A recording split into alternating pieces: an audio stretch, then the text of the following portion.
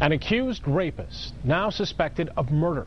2 unsolved homicides linked to this man tonight, Russell Vane. 24-Hour News 8's Ken Kolker's been on top of this story, breaking it for us, and tonight he's finding even more out about this case. Ken's live. Ken? Yes, Brian, I'm at the Kent County Sheriff's Department where the Kent Metro Cold Case Team today revealed new details that could bring some relief to the families of 2 murder victims. For more than 3 decades, they've wondered and had their own suspicions. Who killed Diane Sue Holloway in August 1979?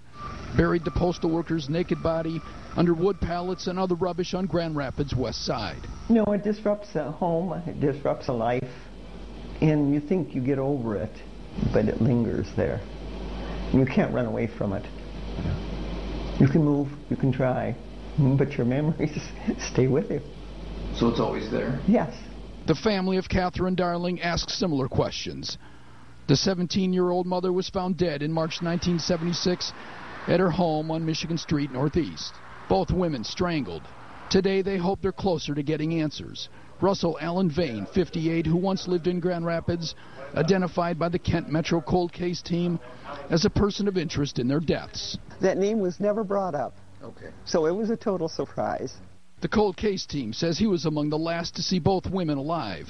Diane Holloway's boyfriend, John Doan, told 24-Hour News 8 by phone that Vane stayed with him the night she disappeared from his apartment on Lexington Avenue Southwest. I went to sleep. She went to Adobe to phone a cab.